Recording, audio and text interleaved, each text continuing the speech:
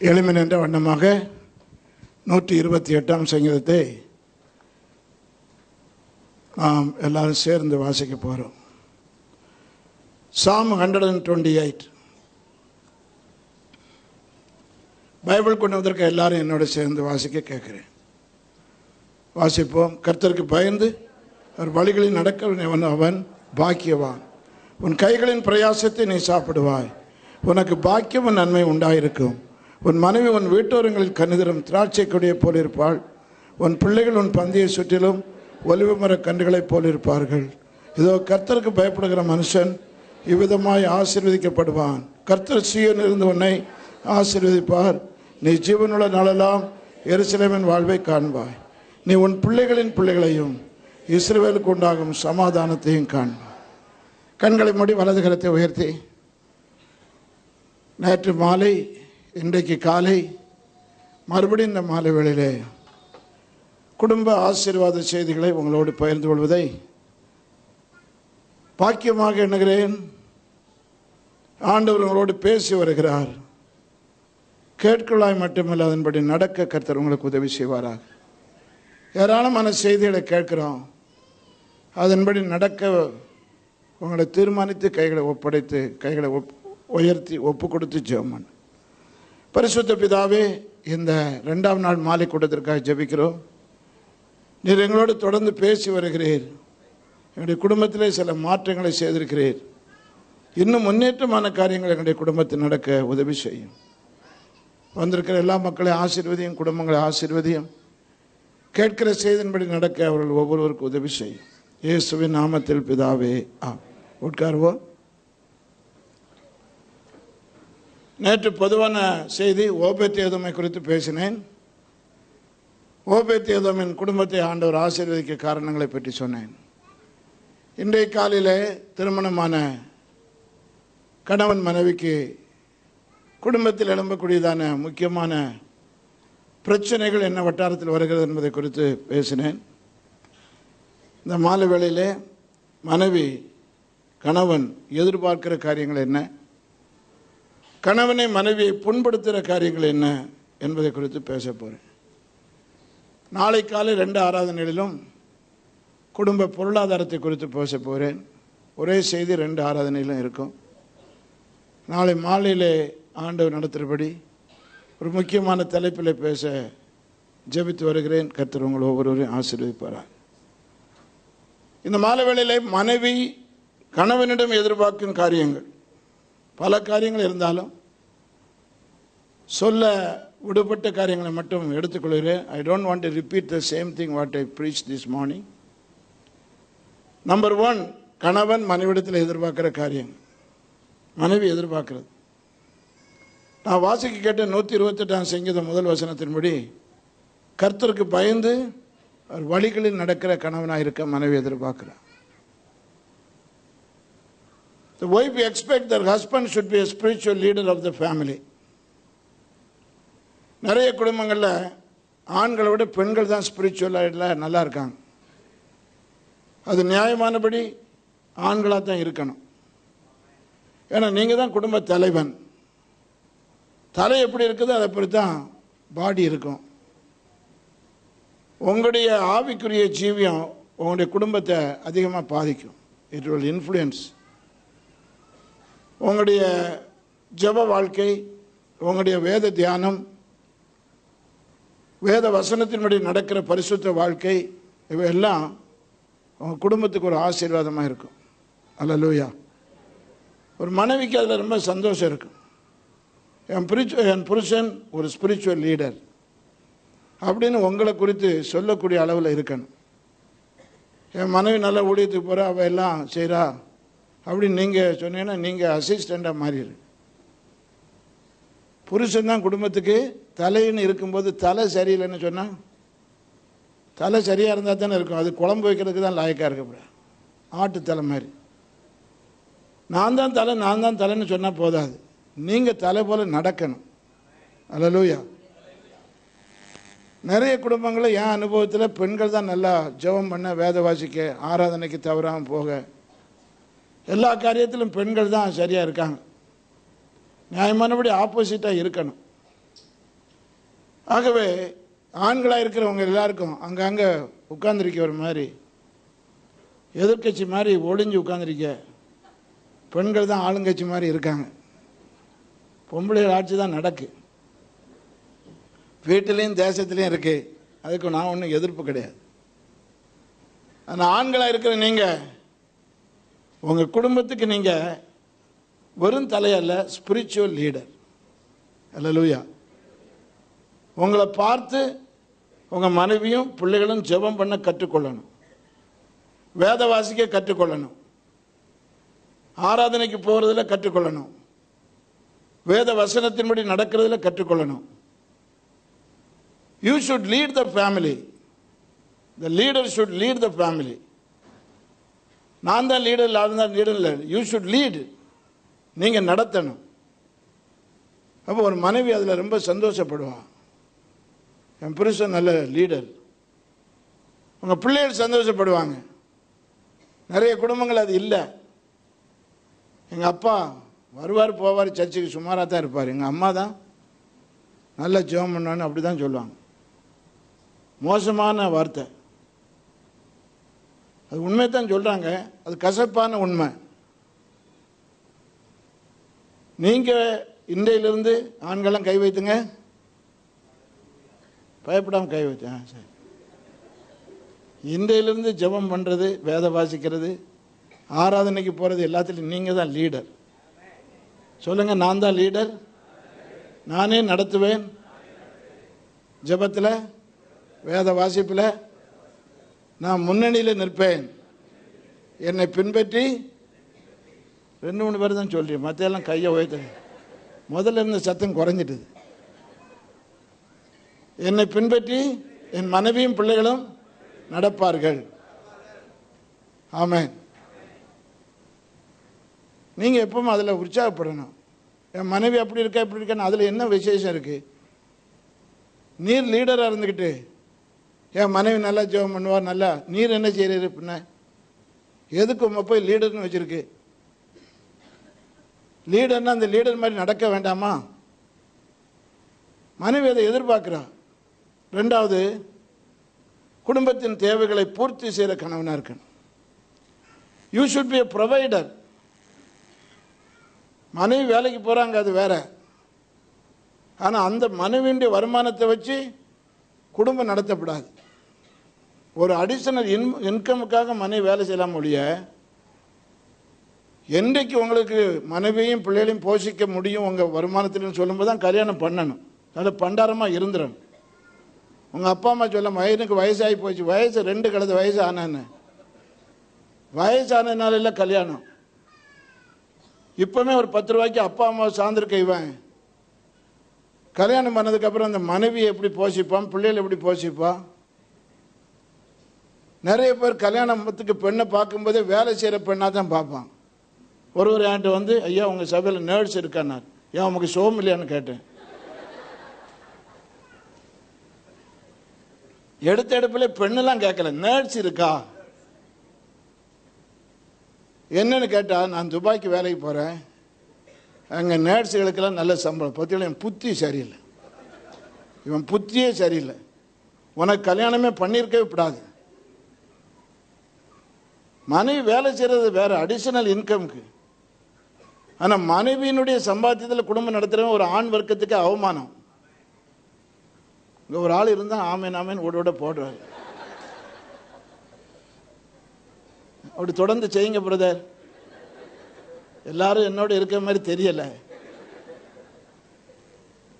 மனைவி வேலை செய்யறதுக்கு நான் எதிர்ப்பு சொல்லலை.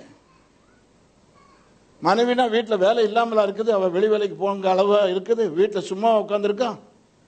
என் ஒய்ஃபு ஹவுஸ் ஒய்ஃப்னு சொல்கிறானே, உன் வாயை கழுவு டெட்டால் போட்டு. 3 வேளை எவர் சமையல் பண்ணுறாரு, வீட்டை யார் பெருக்கிறது, துணி யார் துவைக்கிறது, பிள்ளைகள் யாருக்கு ஸ்கூலுக்கு அனுப்புறது? பிள்ளைகள்லாம் ஸ்கூலுக்கு போகும்போது இவரும் எனக்கு பனியன் எங்கே அண்டர்வேர் எங்கே, இவர் ஏற்கனவே பிள்ளைகளுக்கு அண்டர்வேர் போட்டு இவருக்கும் சேர்த்து மாட்டி விட்டு இவ்வளோ ஆஃபீஸுக்கு அனுப்புகிற புருஷன். என் மனைவி சும்மா இருக்கு, சும்மாவா இருக்கா? வீட்டில் பாரு, நீ மனைவி 1 மாதம் வெளியூர் அனுப்பிட்டு அந்த வேலையை செய்து பாரு, வீடு நாரி போகும், பிள்ளைகள்லாம் அனாதையாக ஓடியே போவாங்க. மனைவி செய்கிற வேலை நமக்கு ஒன்றும் தெரியாது, சும்மா அது நடக்கிறது போல் தெரியும். வீட்டு ஒய்ஃபு தான், ஹவுஸ் ஒய்ஃப் தான் சொல்கிறான். எவ்வளோ வேலை இருக்குது, அதுக்கு மேலே அவன் வேலைக்கு போகிறானா, ஐ அப்ரிஷியேட் தம். ஆனால் கணவனுடைய வருமானத்தில் தான் குடும்பம் நடக்கணும். வேதத்தில் எங்கேயாவது பாருங்கள், ஆபிரகாம் வேலைக்கு போனால் மனைவி இன்னொரு இடத்துக்கே போனால் கேட்டான். ஈசாக்கு விதை விதைச்சா மனைவி என்ன செய்தார், அடுத்த வயதுக்கா போனால். வேதம் முழுவதும் பாருங்க, உன் கைகளின் பிரயாசத்தை நீ, அதெல்லாம் இருக்கு. உன் மனைவியின் பிரயாசத்தை சாப்பிடுவானா இருக்கு, உன் கை. ஆண்கள் எல்லாருக்கும் சொல்றேன், மனைவி வேலைக்கு போயிட்டு வந்து என்ன பாடுபடுறா, அவளுக்கு வேலைக்கு போறவா பஸ்ஸுக்கு ஒழுங்கா சிலர் காசு கொடுக்க மாட்டேன். சில சிஸ்டர் சொல்லியிருக்காங்க, பேங்க் ஆஃபீஸர் யாராலும் சம்பளம் வாங்குறாங்க, இவர் கணக்கு பார்த்து பஸ்ஸுக்கு 20 ரூபா 50 பைசானா 20 ரூபா 50 பைசா தான் கொடுப்பார். கஞ்சாம்பட்டி ஒன்றாலும் உயிரோடு வைக்கப்படாது. அவள் 50,000 ரூபா கொண்டாந்து கொடுக்கா, எண்ணித்தான் கொடுக்குது மனைவிக்கு. உனக்கெல்லாம் எதுக்கிடையே கல்யாணம், கஞ்சனை போய் கட்டியிருக்கா பாருங்க. தமுக்கம் கிரவுண்டில் நான் போய் எத்தனையோ வருஷம் ஆச்சு. அந்த எக்ஸிபிஷன் நடக்கும்போது நானும் என் மனைவி பின்னால் போயிட்டு இருக்காங்க. முன்னால் ஒரு ஹஸ்பண்ட் அண்ட் ஒய்ஃப் போகிறாங்க. அவர்கிட்ட அந்த ஒய்ஃபு ஒரு 30 ரூபா கேட்க, வேற ஒன்றும் 3000 தான் கேட்கல. வேண்டாம் சும்மா இரு, அதெல்லாம் வேண்டாம். எனக்கு ரொம்ப வேதனையாக இருந்தது. அவன் நல்ல வேலையில் இருக்கிற ஒரு பெண்ணு, 30 ரூபாய்க்கு இவன் கஞ்சப்பாடு பாடுறான். நான் என் ஒய்ஃபிட்ட சொன்னேன், நான் கூட பின்னால் மெதுவாக போய் ஒரு 100 ரூபா கொடுக்கலான்னு பார்க்கேன். பெரிய சண்டை வந்துடும். ஏயா நீ யாரையா என் மனைவி கொடுக்க, ஒரு 30 ரூபாய்க்கு அழுறவன் உனக்கு கல்யாணமே லாயப்படாதுப்பா. 30 ரூபா அழிஞ்சு போகிற 30 ரூபாய்க்கு கணக்கு பார்க்குறான். வேலைக்கு போகிற பெண்ணை நல்லா கவனிக்கிறது இல்லை. வாழ்க்கையில் உன் கைகளின் பிரயாசத்தை நீ சாப்பிடுவேன்னு வேதம் அதான் சொல்லு. புருஷன்மார்கள் மனைவிக்கு வீட்டில் வேலை இல்லாமல் சும்மா இருந்தால் பரவாயில்ல. சும்மாவா இருக்கிறாவா? எத்தனை வேலைக்கு ஆள் இருந்தாலும் மனைவி நல்லா வேலை செய்தால் தான் குடும்பம் நல்லா இருக்கு. அல்லேலூயா. அவள் சும்மா எவருமே இருக்கிறதில்ல. சில நினைக்கிறாங்க மனைவி சும்மா தான் இருக்கான்னு. நீங்கள் நல்லா கவனிங்க, காலையிலேருந்து ராத்திரி வரையும் அவள் நல்லா செய்கிறா. மூன்றாவது, புருஷன் தருணத்தில் நல்ல அன்பா பாசமாக இருக்க எதிர்பார்க்குறா. அவள் அப்பா அம்மாலாம் விட்டுட்டு வந்திருக்கா. நாம் அப்பா அம்மா விட்டுட்டா போயிருக்கோம், பேசாமல் நம்ம அப்பா அம்மாவோடு தான் இருக்கோம். நமக்கு அப்போ அம்மா பக்கத்தில் படுத்தா தான் தூக்கமே வரும். ரெபேக்காள் பெண் பார்க்க வந்திருக்காங்க ஈசாக்கு. முத நாள் வந்து அவள் தண்ணியெல்லாம் கொடுத்து, எலியேசருக்கு தண்ணி கொடுத்து, ஒட்டகங்களுக்கு 10 ஒட்டகங்களுக்கு பெண்ணு பார்க்க வந்திருக்கான்னு தெரிஞ்சு கொடுக்கல, தற்செயலாக கொடுக்க, ஒரு ஹாஸ்பிட்டாலிட்டி. அவன் எதிர்பார்க்குற அந்த சூழ்நிலையெல்லாம் வீட்டுக்கு வந்து சாப்பிட்டு உட்கார முன்னால எஜமான பற்றி தான் அவன் முதல்ல பேசுகிறான். எல்லாத்தையும் கேட்டுக்கிட்டு இருந்து அவளை பார்த்து கேட்குறாங்க, நீ போறியானோடனே போகிறேன்ட்டாளே. நான்லாம் போக மாட்டேன். எவன் எந்த மாப்பிள்ளைன்னு தெரியாது, எவ்வளோ தூரம்னு தெரியாது. நேற்று வந்திருக்கால, காலையில் போவோமா? அவங்க சொன்னாங்க, பெண்ணு இன்னும் ஒரு 10 நாள் வீட்டில் இருக்கட்டும், நல்ல காரியம் இருக்கையா அப்படிங்கன்னு சொல்லி அவள் டாட்டா போட்டு கிளம்பிட்டாள. ஒரு விசுவாசமான பெண்ணு. ஆம்பளையில் போவியோட நீங்கள் கேட்குறேன். பெண்ணு தான் அங்கேருந்து அப்பா அம்மா விட்டுட்டு வர்றா.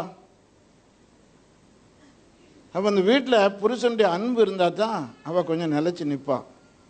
புது சூழ்நிலைக்கு வாரா. மாமியார் ஒரு டைப்பாக இருக்கலாம், மாமியார் ஒரு டைப்பாக இருக்கலாம். புருஷனுடைய மனைவிட்ட நல்ல அன்பாக இருக்கணும். சில புருஷன் மாதிரி அன்பாக பேசுவாங்க, சிலர் கடுகடுத்து தான் இருப்போம், ஏதோ ஒரு வேலைக்காரி மாதிரி தான் நடத்துவாங்க. மனைவிடத்தில் ஒரு அன்பாக இருக்கிற புருஷன் மாதிரி ரொம்ப கொஞ்சம் பேர். 2-3 வருஷத்துக்கு ஒரு பிள்ளைய மாத்திரம் பெற்றுருவாங்க. அது ஆக்சிடென்ட்ல நடக்குது, விபத்து நடந்திருக்கு. அன்பின் உச்சக்கட்டத்தில் இல்லை, அது எமர்ஜென்சியில் நடக்குது. அன்புங்கிறது மனைவி மேலே அன்பு, நல்ல வார்த்தை பேசுறது.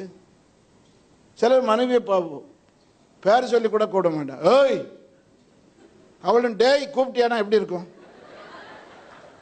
டே பையா கூப்பிட்டியா டே, அது மாத்திரம் அத்தான் இருக்கணும். அவளை பேர் சொல்லி கூப்பிட்டான். நாய் கூட வராது பேர் சொல்லாமல். உங்கள் வீட்டில் இருக்க நாய் இருக்கு பாருங்க, ஏய்னா வருமா நாய். மனைவி சிலர் பேர் சொல்லி கூப்பிடுறதே ஒரு மாதிரி மோசமாக நினைக்கிறாங்க. அன்பு எங்கே வரும்? வார்த்தையில். வெள்ளைக்காரன் ஒரு மனைவி ஒரு நாளைக்கு பல தடவை மனைவி ஐ லவ் யூ சொல்கிறான். நீங்கள் என்னைக்கே சொல்லியிருக்கீங்களா? பக்கத்தில் இருந்தானே சொல்லுங்கள், இப்போ சொல்லுங்க ஐயா ஐ லவ் யூன்னு சொல்லுங்க. மெதுவா. யார்? அடுத்த சிஸ்டர்ட்டியா சொல்றியா? நிறைய பேர் அடுத்த சிஸ்டர்ட்ட சொல்லிட்டு இருக்கான். இங்க இல்லை, இங்க இல்லை, பொதுவாக நடக்கு. ஐ லவ் யூ ஒய்ஃபிட்ட சொல்லியிருக்க மாட்டான். மனைவிட்ட சொல்ல வேண்டியதை சொல்லுங்க. அந்த அன்பான வார்த்தை, அன்பான செயல். டவுன் ஹால் ரோட்ல திருநெல்வேலி அல்வா கடை இருக்கு பாருங்க, ஆம்பளைலாம் நின்று தான் திம்பான். சரி, வீட்டில் ஒருத்தி இருக்காள், அவருக்கு ஒரு 50 கிராம் அல்வா வாங்கி மோந்து பார்க்கவாது கொடுப்போம். சாப்பிடத்தான் வேண்டாம், மோந்து பார்க்கறதுக்காது. பாவி, உடம்ப நீ இப்படியே வளர்க்கணும். மனைவி ஒருத்தி இருக்காள், அவளுக்கு கொண்டு கொடுத்தானே அந்த அன்பின் கட்ட, இந்தாம்மா ராஜாத்தி, இந்த அல்வா சாப்பிட்டு சொன்னால் எவ்வளோ நல்லா இருக்கும். கல்யாணம் ஆகி 5 வருஷம் ஆனாலும் ஒரு 10 ரூபாய்க்கு ஒரு வடை வாங்கி தர மாட்டான் பண்டாரம். இவன் தான் தின்னு பெருத்துக்கிட்டே போவான். கேட்டால் நாம் பெருகவும் அவள் சிறுகவும் வேண்டும். அவள் சிறுத்துக்கிட்டு தான் போவான். இவன் உடம்பு நல்லா ஊதி பெருப்பான். உனக்கு எதுக்கு இந்த உடம்பு? மனைவியை போஷிக்காதவன். மனைவி இடத்துல அன்பா இருக்கணும். வார்த்தையில் செயலில் மனைவிக்கே தெரியும் புருஷன் இடத்துல. சிலர் சொல்லுவாங்க, என் மனைவிடத்தை அன்பா தான் இருக்கிறேன், அவளுக்கு தான் விளங்க மாட்டேருக்கு. அவளுக்கே விளங்காட்டு நீ எங்கே விளங்க போற? விளங்க வேண்டியதே மனைவி. அவளுக்கு விளங்காத ஒரு அன்பு என்னது கேட்குறேன். விளங்கக்கூடிய அளவில் அன்பு கூறுங்க. மனைவிக்கு நிச்சயமாக தெரியும் புருஷன் இடத்துல அன்பாக இருக்காருன்னு அவளுக்கு தெரியும். நல்ல அன்பாக இருந்தா மனைவி அதை எதிர்பார்க்கிறாள். 4வது, திருமணத்துக்கு அப்புறம் பெற்றோரை விட்டு மனைவியுடன் இசைந்திருப்பான். ஆண்டவர் ஆதாமுக்கே சொன்னார். ஆதாமுக்கு தகப்பன் ஆண்டவர் தான், ஏவாளுக்கு தகப்பனும் ஆண்டவர் தான். அப்பவுமே ரூல் கொண்டு வந்துட்டார். தகப்பனையும் தாயும் விட்டு அவங்கள மரியாதை கொடுங்க. அப்பா அம்மாவுக்கு செய்ய வேண்டிய மரியாதை செய்யுங்க. பணங்கன்னா உதவி செய்யணும் செய்யுங்க. ஆனால் கல்யாணத்துக்கு அப்புறம் அம்மா நான் ஏற்கனவே நேற்றே சொல்லியிருக்கேன் இல்லையா, எங்கள் அம்மானுக்கு நின்று மருமக உபவாசம் பண்ணி இந்த லெந்தடையில் காலியே பண்ணிடுவோம் உங்கள் அம்மாவை. இந்த மாமியாக தான் பெரிய இடைஞ்சலாக இருக்கா. அகால மரணம் வந்துடும் மாமியாருக்கு. இன்னும் 10 வருஷம் இருக்க வேண்டியவா, மருமகளுடைய கண்ணீர் ஜெபத்துக்கு உடனே பதில் கிடைக்கும். பெற்றோரை விட்டு, தகப்பனரும் தாயை விட்டு மனைவியுடன் இசைவு. Leave your parents, cleave to your wife. இசைந்து வீட்டுகளை இருந்தால் போதும். இசைவு, ஒரு நல்ல பாசம், நல்ல ஒரு அன்பு. அல்லேலூயா. இருந்தால் எவ்வளோ பரலோகமாக இருக்கு வீடு. அடுத்தது, தன்னை பாராட்ட மனைவி எதிர்பார்க்க. அவள் எதோ சிறு காரியம் செய்வா, வீட்டை நல்லா நடத்துகிறா, குடும்பம் நல்லா நடத்துகிறா. சில குறை இருந்தாலும் பரவாயில்லாமல் செய்கிறா. இட்லியை வச்சு ஒரு மாதிரி தான் இருக்கும், கல் மாதிரி. பதிக்கு பார்த்தாலே தெரியும், இது சண்டைக்கு பயன்படுத்தலாம். தூக்கி போனால் இவனு செத்தே போவான். அவட்ட சொல்லக்கூடாது. இட்லி எப்படி இருக்குன்னா என்ன தலையாட்டு, அதோடு விட்டுறணும். சில சமயம் சோறு குழஞ்சி களியாக இருக்கும். சோறு எப்படி இருக்கு? ஜீரணத்துக்கு நல்லது.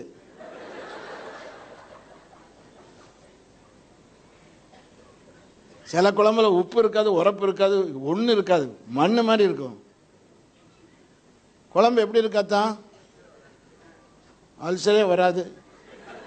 நேரத்தோட உயிர் போனாலும் போக முடிய அல்சர் வராது. அதுக்கு உண்டான ஒரு ஐட்டம் அங்கே கிடையாது.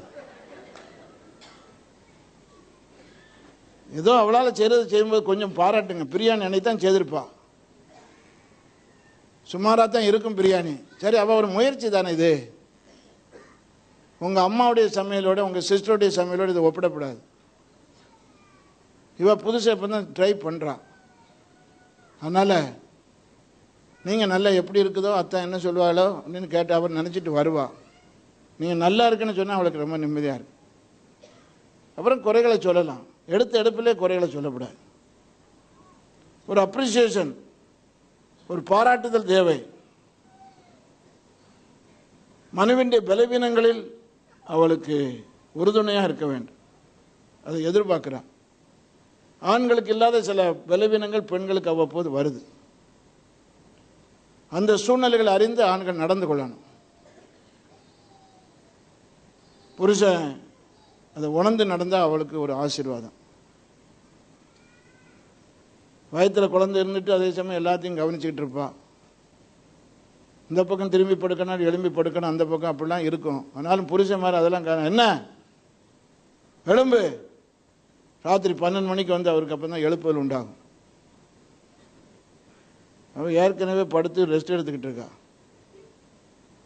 உனக்கு இப்போ என்ன எழுப்புதல் கூட்டம் கேட்குறேன். நேரத்தோடு வந்திருக்கணும் வீட்டுக்கு. பலவிண்டிய மனைவிண்டிய பலவீனம் அறிஞ்சு நடக்கணும். அல்லேலூயா. அந்த புருஷன் மாதிரி அப்படி நடந்தானா மனைவி கொஞ்சம் சந்தோஷமாக இருப்பான். வியாதியில் ஒரு வியாதியாக படுத்துருக்கிறா, ஹோட்டலில் போய் ஒரு சாப்பாடு வாங்கிட்டு வந்தானே, சில கஞ்சாம்பட்டி வாங்க மாட்டான், சமையல் பண்ணு, தோசை சுடு.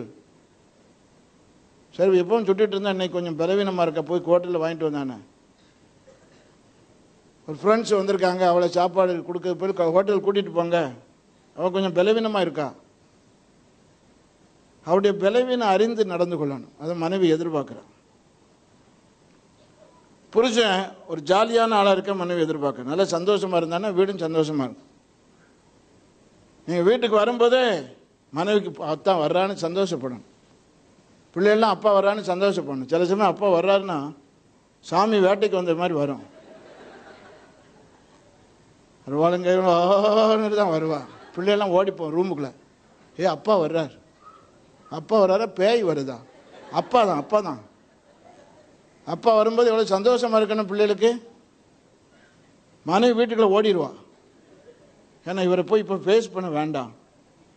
கடுக்கடுக்குன்னு ஆஃபீஸில் பெட்டி பம்பு அடங்கியிருக்கேன், வீட்டில் வந்து அது யார் ஓய் ஓய் ஓய். உன்னை மனைவி பயப்படாத ஒழிய உன்னை மதிக்க மாட்டா. ஒரு பேயோட குடியிருப்பு மாதிரி வச்சுருப்பா.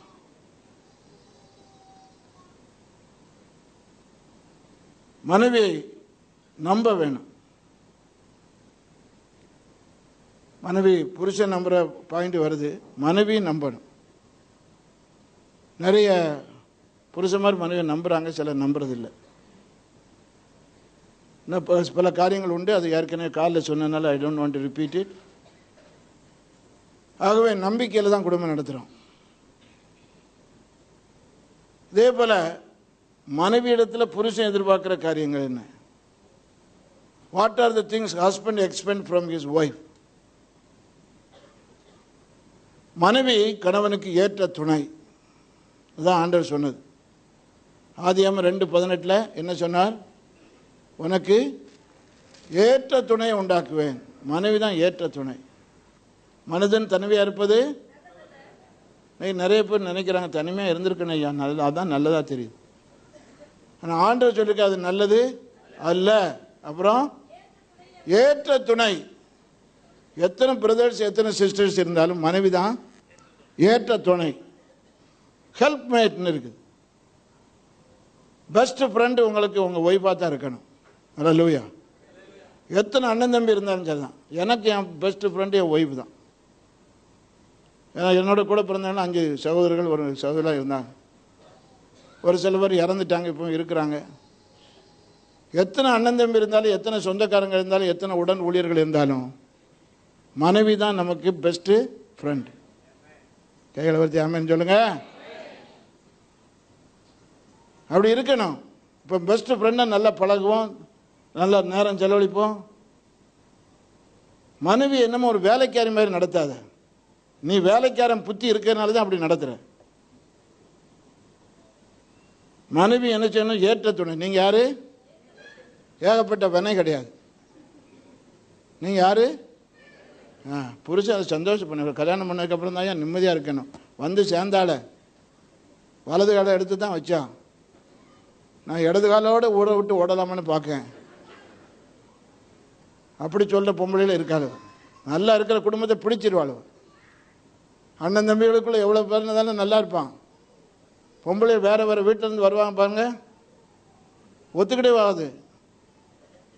குழந்தைடைய மனைவி, அத்தானுடைய மனைவி எல்லாம் ஒருத்தருக்கு ஒருத்தர் சண்டை போட்டு வீட்டு காலி பண்ணி போடுவான். வீட்டில் உங்களால் ஒரு ஆசீர்வாதம் உண்டாகணும். நீங்கள் பெற்றோரை விட்டு வந்திருக்கீங்க, ஆனால் நீங்கள் தைரியசாலி தான். பெண்கள் தைரியசாலியாக இருக்கிறனால தான் அப்பா அம்மாலாம் விட்டுட்டு வர்றாங்க. ஆணும் பயந்தாங்குழியாக இருக்கிறனால தான் அவன் வீட்டிலே இருக்கான். ஸ்கூட்டர் மோட்டர் சைக்கிளில் போகும்போது பாருங்கள், மனைவி பின்னால் இருந்துட்டு மார்க்கெட்டுக்கு போகிற பை அல்லது கையில் பிள்ளையை வச்சுக்கிட்டு புருஷனுக்கு விழாமல் அந்த கை அப்படி அப்படி வச்சு ஒரு அணைப்பு அணைக்காமல் பாருங்கள். அந்த அணைப்பில் தானே இவன் வண்டி ஓட்டுறான். அவள் கையை எடுத்துட்டானே இவனும் கையை எடுத்துருவான். நான் எந்த மோட்டர் சைக்கிளையும் பின்னால் உட்கார முடியும், நடந்து வேணா போவேன். பெண்கள் தைரியசாலிக்கான மோட்டர் சைக்கிளில் பின்னால் இருக்கான்னு பெரிய தைரியம். இவனும் பார்த்தா கொலை பண்ண கொண்டு போகிற மாதிரி கொண்டு போவான். வேகமாக இவர் அப்போ தான் காட்டுவார், மனைவிட்டு காட்டுறது. அவள் பேசாமல் இருப்பாள். சாவை வெறுத்து தானே இவனை கல்யாணம் பண்ணா. பேசாமல் இருப்பான். எப்படி வேணாலும் போ, நீ சாகும்போது நானும் சேர்ந்து வேணா சாகிறேன் அப்படின்னு தான்.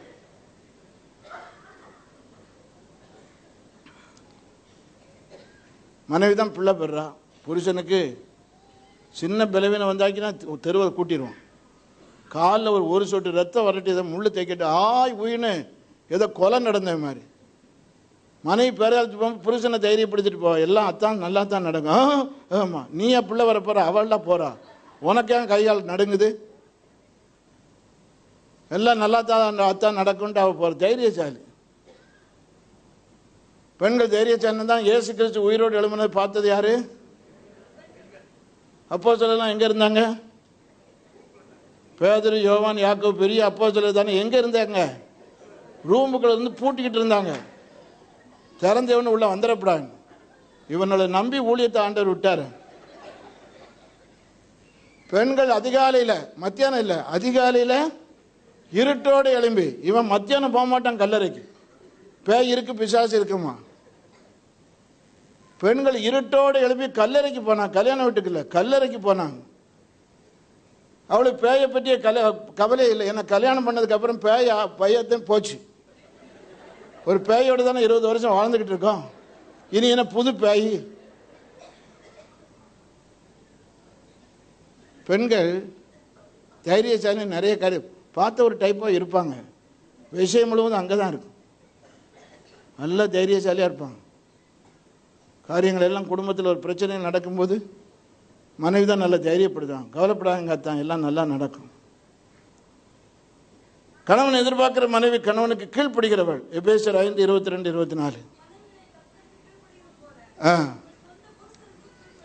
சரி, கீழ்ப்படிதல்.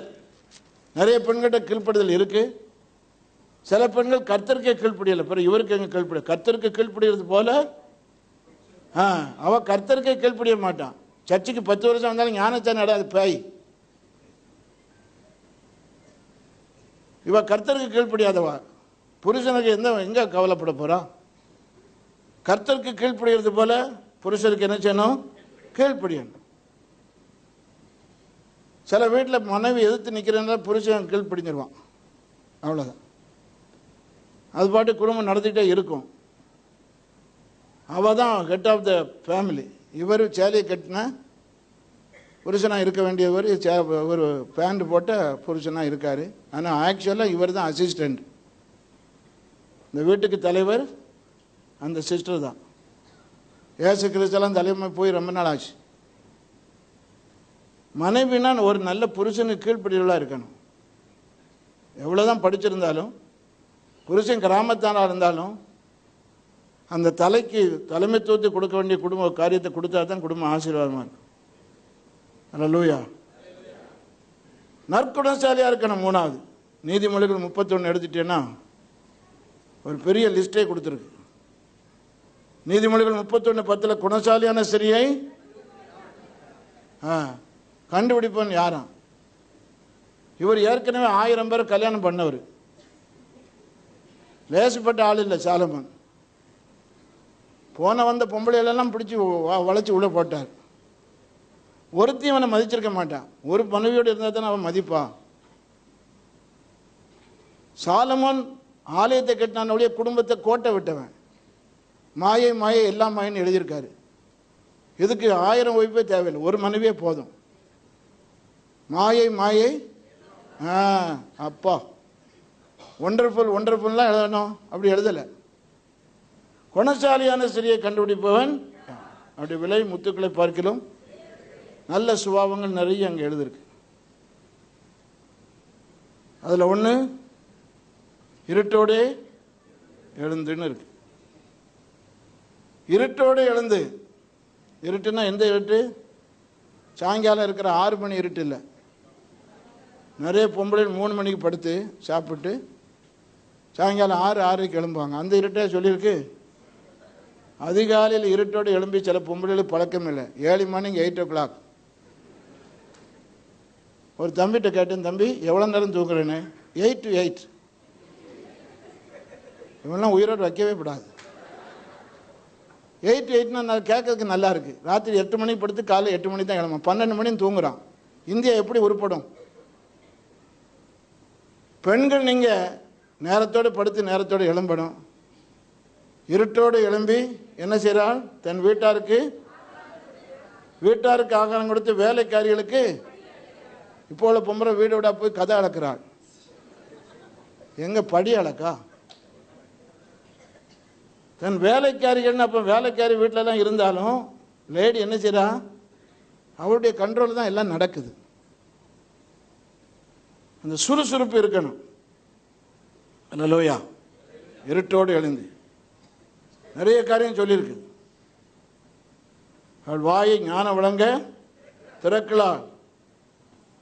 அவள் சோம்பலின் அப்பத்தை புசியாமல் தன் வீட்டுக்காரியம் எப்படி நடக்கிறது என்று கண்ணோக்கமாக இருக்கிறாள். அவள் பிள்ளைகள் எழும்பி அவளை பாக்கியவதி என்கிறாள். அவள் புருஷன் அவளை பார்த்து அநேகம் பெண்கள் குணசாலிகளாக இருந்தது உண்டு, நீயோ எல்லாருக்கும் மேற்பட்டவன் அவளை புகழுகிறான். அப்படி இருக்கணும். பெண்கள் நல்ல குணசாலியாக இருக்கணும். கடுகடுன்னுக்கிட்ட ஒரு மாதிரி இருக்கக்கூடாது. சில பெண்கள் முகத்தை பார்த்தாலே ஒரு டைப்பாக தான் இருப்பாங்க. ஒரு நார்மல் புத்தி இருக்க மாதிரி தெரியாது. முகத்தை பார்த்தாலே ஒரு மாதிரி ஒன்று. நான் அப்படி சொல்ல விரும்பலை, இல்லாட்டா நான் நடிச்செல்லாம் காட்டுவேன். ஒரு டைப்பாக இருப்பாங்க. அவளை வச்சுட்டு ஒருத்தன் சமாளிக்காம பாருங்க. பெண்கள் சுறுசுறுப்பாக இருக்குது. அடுத்தது வீட்டை எப்போதும் சுத்தமாக வச்சுருக்கணும். என் மனைவி காலையில் கொஞ்சம் லைட்டாக டச் பண்ணி விட்டா. விருந்தினரை எதிர்பார்க்குற வீடு போல் அவங்க வீடு இருக்கணும். விருந்தினரை எதிர்பார்த்தா எப்படி இருக்கும் வீடு கேட்குறேன்? சுத்தமாக இருக்கும். சில வீட்டுக்கு நம்ம தெரியாமல் போனால் நம்மளை கண்டவொன்னே தான் விளக்கு மாற்ற எடுப்பாங்க. வாங்க பாஸ்டர்,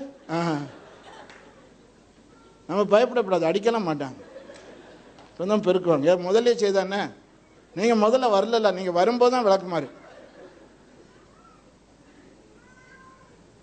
வீட்டை பார்த்தாலே ஒரு மாதிரி இருக்கும். கர்த்தரால் ஆசீர்வதிக்கப்பட்டவரே உள்ளே வரணும் வசனத்தை எழுதிட்டு அன்றைய பனியன் ப்ளவுஸு பாவாடை எல்லாம் கொடியில் தொங்கிக்கிட்டு இருக்கும், கட்சி கொடி மாதிரி. கர்த்தரால் ஆசீர்வதிக்கப்பட்டே உள்ளே வருமா? அவன் உள்ளே வரமாட்டான். பயந்தவன் வீட்டுக்குள்ளே வரமாட்டான். வீட்டுக்குள்ளே போனேன்னா அங்கே பார்த்தா மூத்திரவாடை அடிக்கும். அவங்க அதிலே பழகினால மூத்திரவாடை இல்லாட்டத்தான் அவனுக்கு ஒரு மாதிரி இருக்கும்.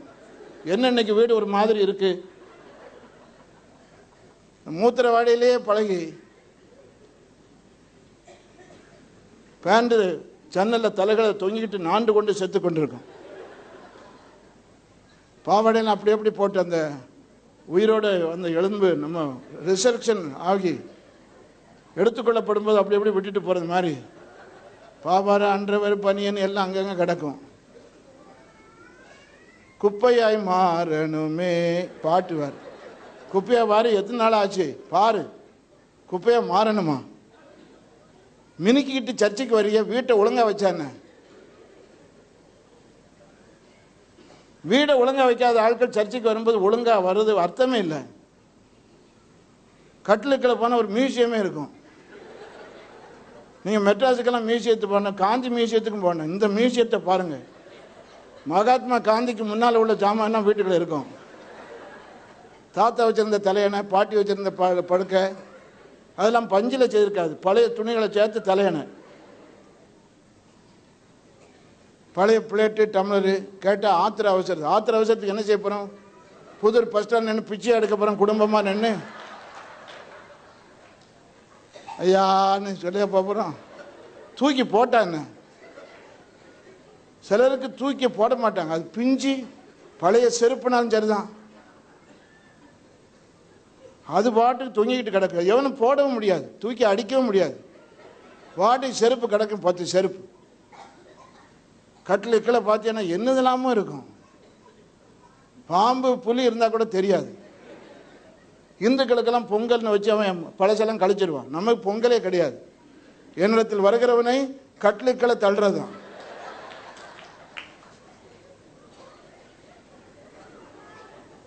வீட்டுக்கு போய் பாருங்க, என்னத்தெல்லாம் சேர்த்து வச்சிருக்கீங்க, தேவையா? ஆத்திர அவசரம் என்னையா? பழைய பெட்ஷீட்டுக்கும் தலையணைக்கும் யாருக்கா கொடுத்தா என்ன? புருஷன் கொடுக்கன்னா மனைவி சண்டைக்கு வருவான், மனைவி கொடுக்கணும் உனக்கு என்ன எடுத்து கொடுத்துடுற. கொடுக்கட்டுமே, சாகும்போது இது உன்னோட சேர்த்தா புதைக்க போறாங்க. பாத்ரூம் போனால் சீரோ வாட்டி போட்டுப்பான், எங்கே உபயோகிக்கணும்னு பார்க்கறதுக்கு 5 நிமிஷம் ஆகும். கூட கொஞ்சம் நல்ல லைட்டை போட்டான கஞ்சாம்பட்டி. பாத்ரூம் போனால் அங்கே பார்த்தா பக்கெட்டில் கம்பி இருக்காது, டிப்பரில் கைப்பிடி இருக்காது, துணி நனைய போட்டு அது முழுக்கு ஞானச்சானம் எடுத்துக்கிட்டு இருக்கோம். நனைய போட்டு 3 நாள் ஆச்சு. புருஷன் நேரம் எடுத்து துவைக்கல, அது அவர் தப்பு. மனைவி விசுவாசத்தோட போட்டா முந்தா நாளே.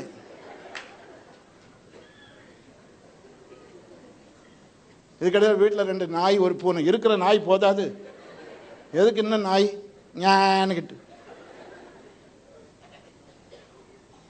நான் அன்னைக்கு பாஸ்டர்ஸ் மீட்டிங்கில் பேசினேன், சொல்கிறேன். அமெரிக்கா நானும் என் ஒய்ஃப் ஒரு வீட்டுக்கு போயிருக்கோம். ஒரு நாய் வளர்க்காங்க.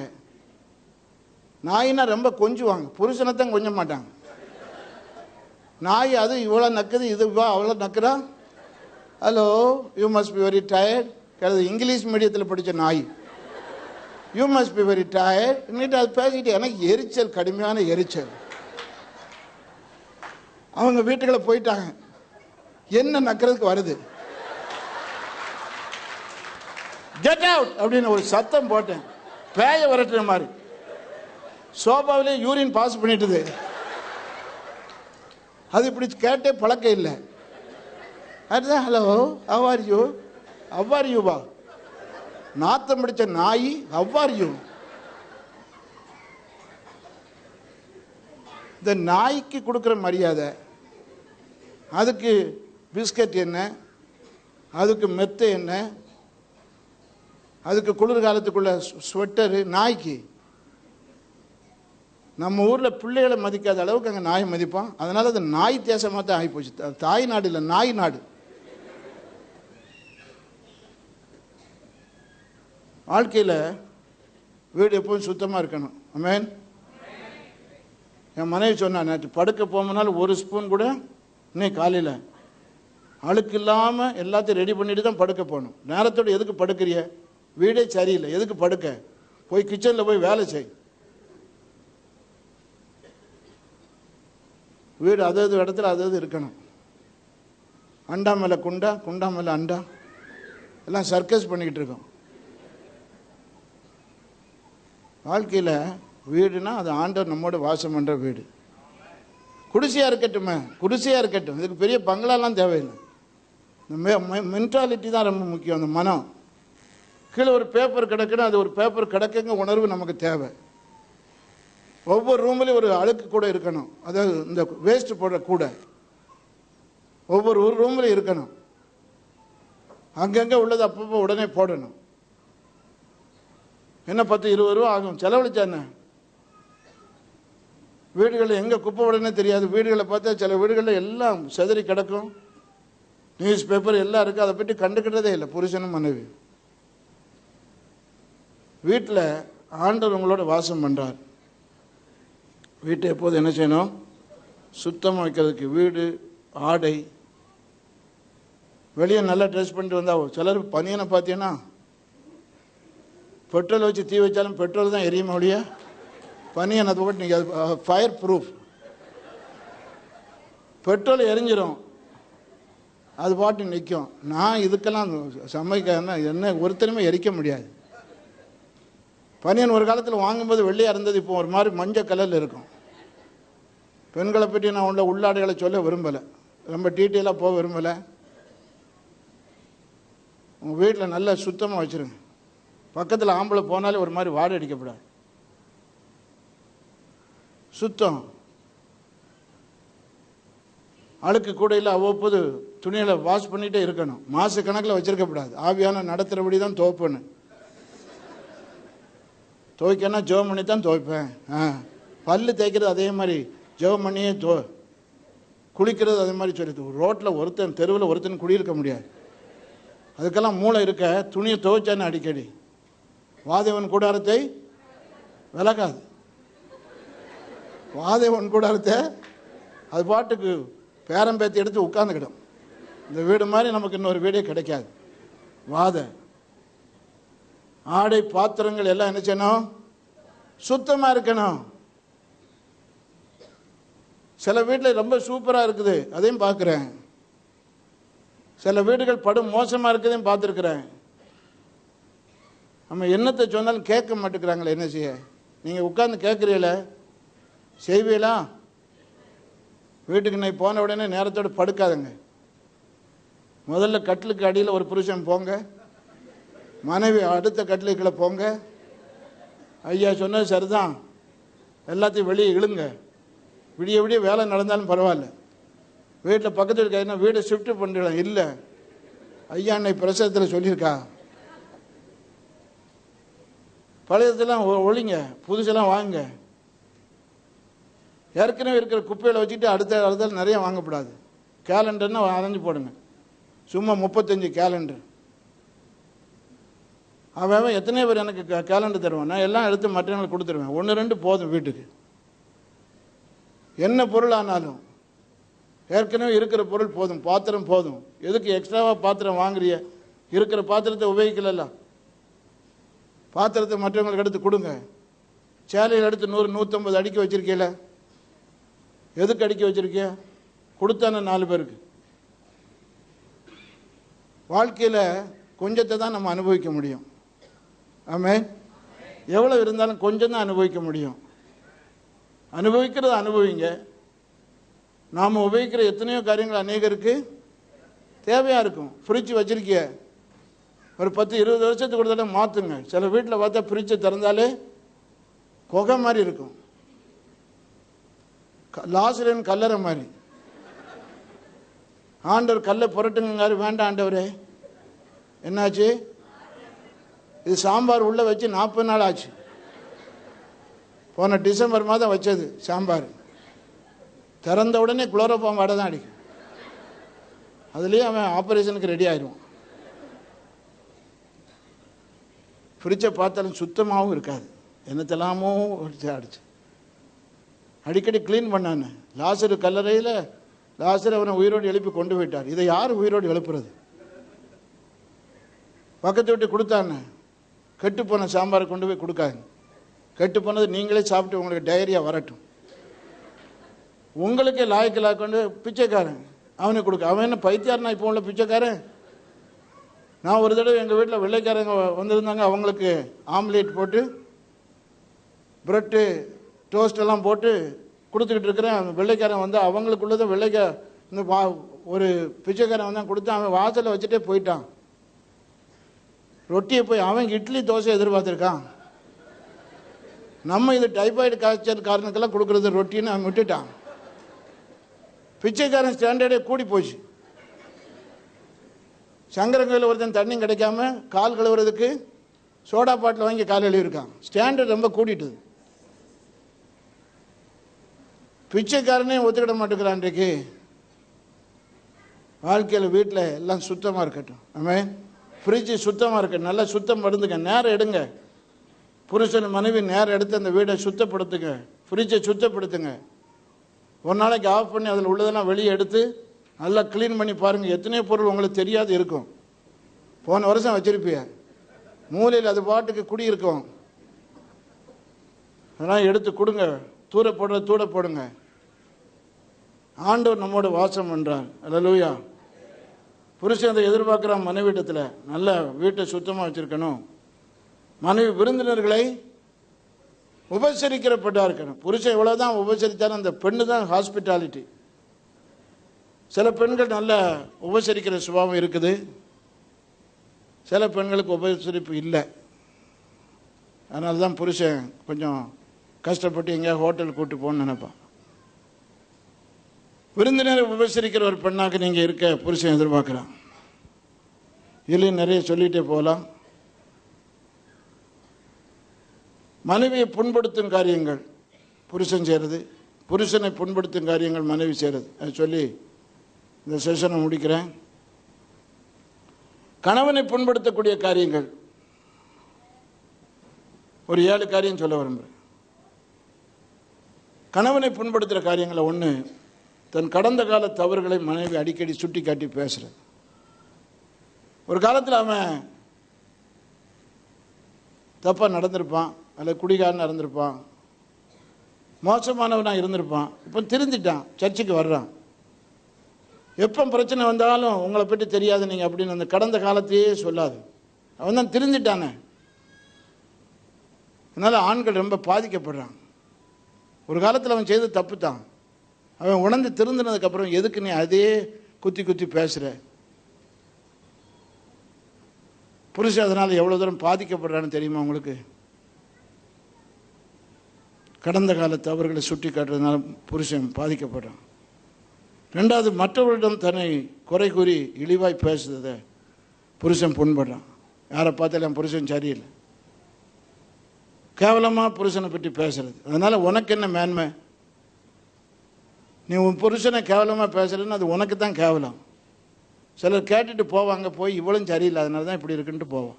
உன்னை யாரும் நல்ல பெண்ணாக நினைக்க மாட்டேன். புருஷனை குறை இருந்தனா அவர்கிட்ட அன்போடு பேசு. கேட்குறான்னு கேட்கலையோ, நீ பேசுகிற முறை இருக்குது. நீ நல்லா தான் இருக்கிறீங்க, ஆனால் சில காரியங்களில் உங்கள்கிட்ட குறை இருக்குது, நான் தனியாக பேசுகிறேன், கோவப்படாங்கன்னு சொல்லி பேசுங்க, குறைகளை சொல்லுங்கள். புருஷன் வேதனைப்படுறது தான் செய்கிற நல்ல காரியங்களை மனைவி பாராட்டாதது. அவன் தன்னால் ஏண்ட அளவு குடும்பம் நடத்துகிறான். எப்போதும் அவனை குறை சொல்லிகிட்டே இருக்கு, ஒரு பாராட்டே கிடையாது. எப்போதும் அவனை பற்றி ஒரு குறை சொல்லிகிட்டே தான் இருக்கு. ஒரு நல்ல காரியம் வரும்போது பாராட்டுங்க புருஷனை. பிரமாதமாக இல்லைனாலும் ஏதோ ஒரு அளவு குடும்பம் நடத்துகிறான். 4வது, பிள்ளைகளை கண்டிக்கும் போது மனைவி குறுக்கிட்டு பேசுவது, குறுக்கிட்டு நடத்தல். புருஷன் சரியாக கண்டிக்கலை, அளவுக்கு மிஞ்சி கண்டிக்கிறான்னா தனியாக கூப்பிட்டு பேசுங்க. பிள்ளைகளுக்கு முன்னாலே அதை செய்யாது. இந்த பிள்ளைகளுக்குள்ள ஒரு பிரிவினையை உண்டு பண்ணாங்க. அப்பா நம்ம சைடு அல்லது அப்பா நமக்கு எதிர்ப்பு, அம்மா நம்ம சைடு, அந்த இதை பிள்ளைகள் உள்ளத்தில் கொண்டு வராங்க. தனியாக பேசுங்க. நீங்கள் பிள்ளைகளை கண்டிங்க, தப்பு இல்லை. ஆனால் இப்படி ரொம்ப முரட்டுத்தனமாக கண்டிச்சிட்டீங்க. கண்டிக்கிறது ஒன்றும் தப்பு இல்லை. அப்படி சொல்லி ஒரு தனியாக போய் எப்பவும் பேசி பழகுங்க. பிள்ளைகளுக்கு முன்னால் பேசாதுங்க. 5வது, தன் விருப்பத்துக்கு மனைவி எப்போது எதிர்த்து நிற்பது. இணங்கி போகிறதே இல்லை. எதை சொன்னாலும் ஒரு எதிர்ப்பு. ஒரு இணக்கமான ஆவியே இல்லாத பொம்பளைகள், கலக ஆவி உள்ளவங்க இருக்காங்க. இணங்கி போனால் தான் குடும்பம் ஆசீர்வாதமாக இருக்கும். எப்போதும் எதுக்கும் எதிர்த்துக்கிட்டே இருந்தீங்கன்னா வீடு ஆசீர்வாதமாக இருக்காது.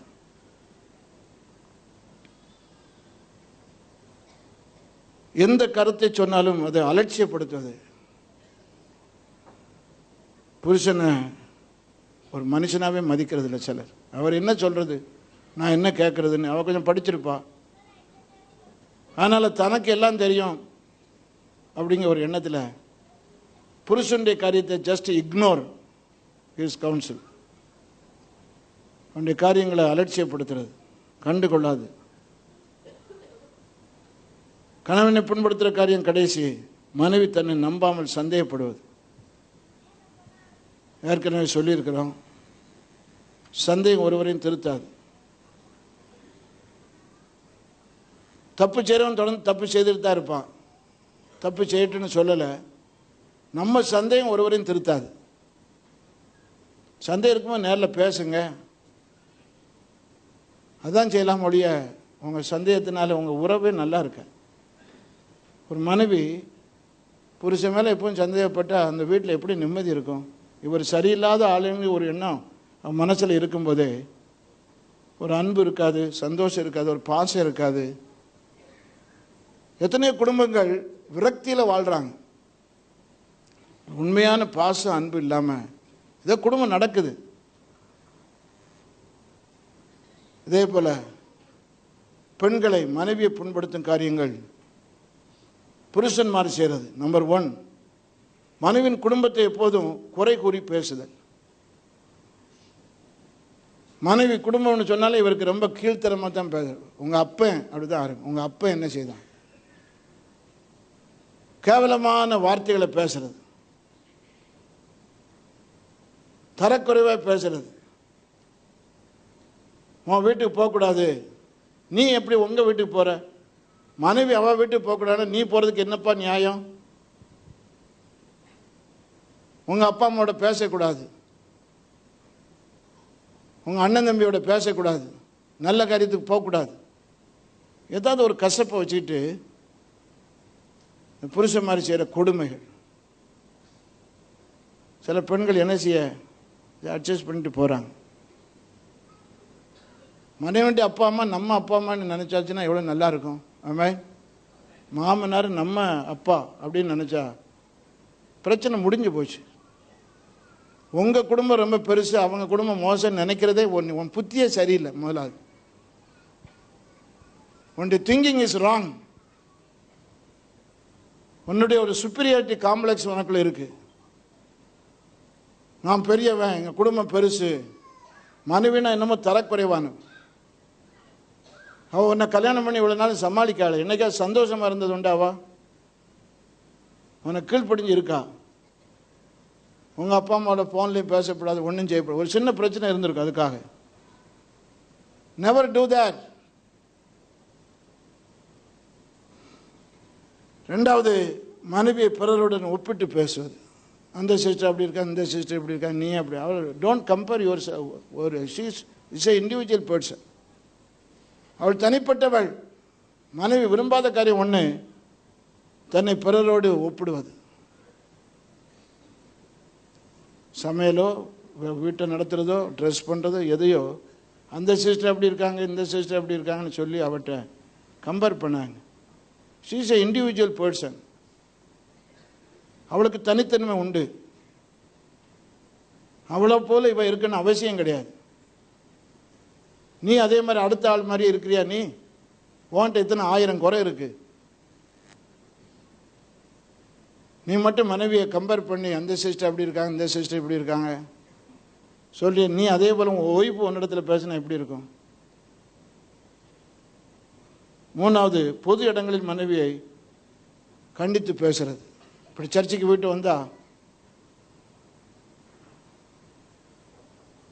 நம்ம சபையில், மதுரையில் இன்னொரு சபையில் கூட்டம் முடிஞ்சு வெளியே வரும்போது புருஷன் மனைவியை பார்த்து, ஒன்று என்ன கண்ட துண்டமாக வெட்டி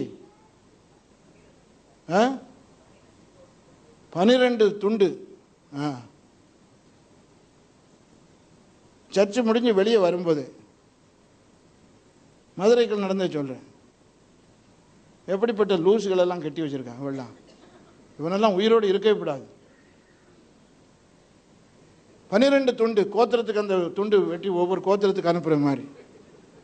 நான் சொல்ல ஒன்று 13வது துண்டு, ஒன்றை ஒரே வெட்டி அந்த 12ஓடு சேர்த்து ஒன்றையும் சேர்த்து அனுப்பிடணும். சர்ச்சுக்கு முடிஞ்சு வெளியே வரும்போது நடக்கிற பார்த்து சொல்கிறேன். மதுரையில் ஒரு படித்த ஃபேமிலி தான். அவர் மிலிட்டரியில் இருந்தவர். 4வது மனைவி புண்படுத்தக்கூடிய காரியம், புருஷனிடத்தில் தனக்கு முதலிடம் இல்லை. அப்பா மதிப்பார், அண்ணனை மதிப்பார், அக்காவை மதிப்பார், தங்கச்சியை மதிப்பார், கூட பிறந்தவங்களாம் மதிப்பார், சொந்தக்காரெலாம் மதிப்பார். மனைவியை மட்டும் மதிக்கிறதே இல்லை. மனைவிக்கு கடைசி இடம்தான். மற்ற எல்லாரையும் மதிக்கிறது போல் மனைவியெல்லாம் முதல்ல உனக்கு மதிக்க. அவள் தானே உன்னுடைய பெட்டர் ஹாஃப். உன்னோடு வாழ்நாள் முழுவதும் உன்னோடு நிற்கிறவ அவள் தானே ஐயா. பிரதர்ஸ் அண்ட் சிஸ்டர்ஸ் எல்லாரும் போயிடுவாங்களே, உன்னுடைய மரணம் வரையும் கடைசி வரைக்கும் மனைவி தானே நிற்கிறா. அல்லேலூயா. அவளுக்கெல்லாம் நீ முதலிடம் கொடுக்கணும். அக்கா தங்கச்சியா முதலிடம்?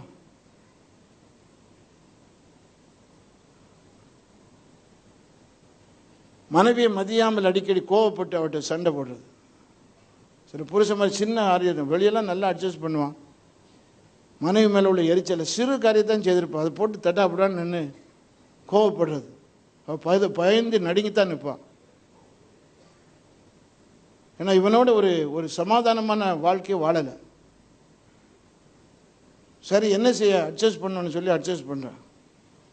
அடிக்கடி கோபப்படுறது. மனைவியை சந்தேகப்படுறது. ஆண்கட்டி இருக்க போல பெண்கட்டி இருக்கு. மனைவியை சந்தேகப்படுறதுனால உங்கள் குடும்பத்தில் ஒரு ஆசீர்வாதம் உண்டாகாது. சந்தேகம் ஒரு பெரிய பேய், ஒரு பிசாசு. அது குடும்பத்தை அழித்து விடும். அது புருஷனிடத்தில் இருந்தாலும் சரி, மனைவிடத்தில் இருந்தாலும் சரி. அப்படி கண்களை மூடுவோம், வலது கரத்தை உயர்த்துவோம்.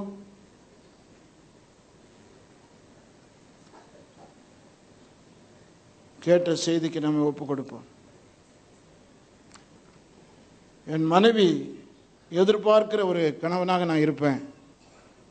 கைகளை உயர்த்தி ஒப்பு கொடுத்து ஜெபம் பண்ணுங்க. ஒரு ஸ்பிரிச்சுவல் லீடர். உங்கள் வருமானத்தில் குடும்பம் நடத்தணும். கைகளை உயர்த்தி ஒப்பு கொடுங்க. சும்மா கை உயர்த்தினா போதாது. உன் கைகளின் பிரயாசத்தை நீ சாப்பிடுவாய். உங்களை நம்பி வந்திருக்கிற மனைவிடத்தில் அன்பாக பேசுங்க, அன்பாக நடங்க. அவள் தகப்பனின் தாயை விட்டு உங்களை நம்பி வந்திருக்கிறான். நீங்கள் எப்போதும் சண்டை போட்டுட்டு இருந்தால் அவள் எங்கே நிம்மதியாக இருப்பான்? எத்தனை குறை இருந்தாலும் தகப்பனின் தாயை விட்டு மனைவியோட நல்ல ஐக்கியமாக இருங்க. மனைவி செய்கிற நல்ல காரியங்கள் சிறிதாக இருந்தாலும் பாராட்டுங்க. பிரமாதமாக இல்லாவிட்டாலும் மனைவியுடைய பலவீனங்களில் அவளுக்கு உதவி செய்யுங்க. மனைவியை நம்புங்க. ஜாலியான கணவனாக இருங்க, சந்தோஷமாக இருங்க. வீட்டில் சகோதரிகளே, கணவனுக்கு ஏற்ற துணையாக இருங்க. உங்களை கல்யாணம் பண்ணதுனால அவர் சந்தோஷப்படணும். நீங்கள் அந்த வீட்டுக்கு போனதுனால அந்த வீட்டில் இருக்க சந்தோஷம் எடுபட்டு போகக்கூடாது. கணவன் உங்களை விட படிப்பு குறைவாக இருந்தாலும் அனுபவம் குறைவாக இருந்தாலும் அவர் கீழ்ப்படிங்க. நல்ல குணத்துக்காக கை வைத்து ஜெபம் பண்ணுங்க. பொறாமை, கசப்பு, வைராக்கியம், இந்த அசுத்த குணங்கள்லாம் உங்களை விட்டு மாறட்டும். குணசாலியான பெண்ணை என்னை மாற்ற ஆண்டவரே. மதிகேடாய் நடக்கிற பெண் பன்றியின் மூக்கில் உள்ள மூக்குத்திக்கு மூக்குத்திக்கு சமாதானம் நீதிமொழிகள் 11:22 இருக்குது. நான் அழகா இருந்து என்ன பிரயோஜனம்? புத்தி சரியில்லையே. சுறுசுறுப்பா இருக்க எனக்கு கிருபைதார ஆண்டவரே. சுறுசுறுப்பா காலையில் எழும்பி ஜெபம் பண்ணி வேத வாசித்து வீட்டு காரியங்களை செய்ய உதவி செய்யும். என் புருஷன்றத்தில் எதையும் மறைக்க கூடாது. விருந்தினர்களை உபசரிக்கணும். வீடு எப்போதும் சுத்தமா இருக்கணும். வாய்களை திறந்து கர்த்தரை ஸ்தோத்திரம் பண்ணுவீங்களா? புண்படுத்தக்கூடிய எந்த காரியத்தையும் புருஷனுக்கு செய்யாதுங்க, மனைவிக்கு செய்யாதுங்க. எல்லாம் வாய்களை திறந்து கர்த்தரை ஸ்தோத்திரம் பண்ணுவோம்.